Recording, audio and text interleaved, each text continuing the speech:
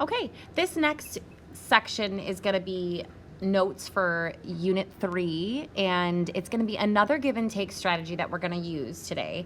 But before we get started on that, I'd like you to have a note section or a new clean page to make this poster. It's not exactly a poster, but I'd like you to be able to see it in this way.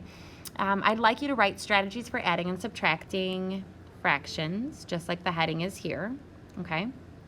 And I'd like you to write down this fraction, the 2/5 plus 1/4.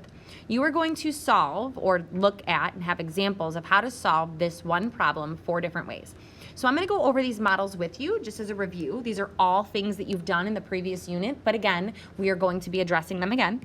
So first thing you could do is think about money. If you know that 1/5 of a dollar is 20 cents, then you'd know that 2/5 would be 40 cents. If you know that 1/4 of a dollar is 25 cents, then you can add these two numbers up to show 65 cents, right?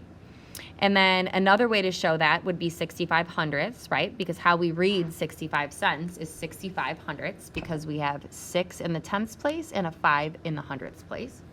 And all of that together, simplified, is 13/20ths, okay? So there's one model.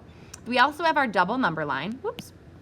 And the one thing you want to ask yourself when considering the double number line is that this number that you see here, okay, the value, the total, the end, the whole number at the end of your number line is the common denominator.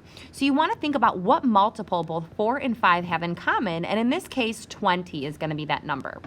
Another trick, it's not really a trick, mathematicians don't use tricks, wink, wink, but 4 times 5 is 20. If you ever multiply the denominators together, you're always going to come up with a common denominator, okay? So in this case, we took 20, and we look at it and say, okay, well, 1/5 of 20 is 4. So as you can see that here. So that would mean 2/5 would be 8. So we place that on the number line. And then the next one that we did is going to be 1/4. And 1/4 of 20 is going to be 5. So the 5 is going to be represented here. Now, just because you show these two locations on your number line doesn't mean you're done. You're adding these two up.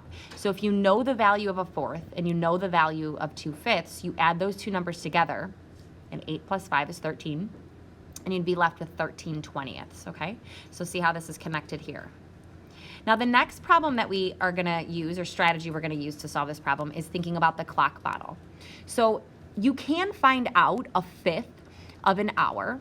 1/5 of an hour is going to be 12 minutes. It doesn't look very pretty on the clock model, but definitely we know that 12 times 5 is 60. So 2/5 is going to be 24 minutes out of 60. So 24/60ths is your value.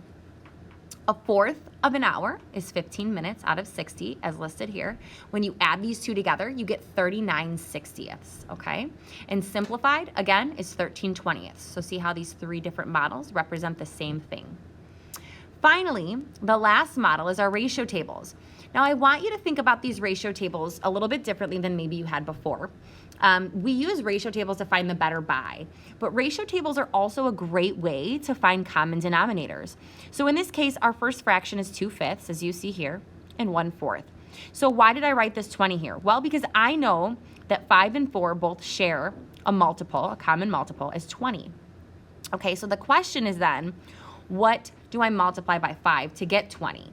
So if you look down here, I've shown that work. So the reason why you see 1, 2, 3, 4 ratio tables is because essentially I'm showing my thinking here, and then I'm demonstrating how the progression works. So you don't really have to have 4 different models or 4 different ratio tables.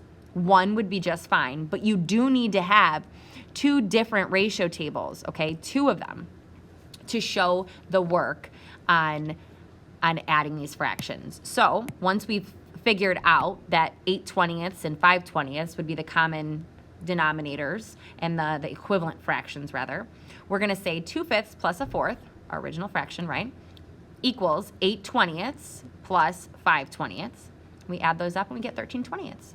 So hopefully this explanation is going to help you a little bit with these strategies, and if ever you need to refer back to it, you know where to go.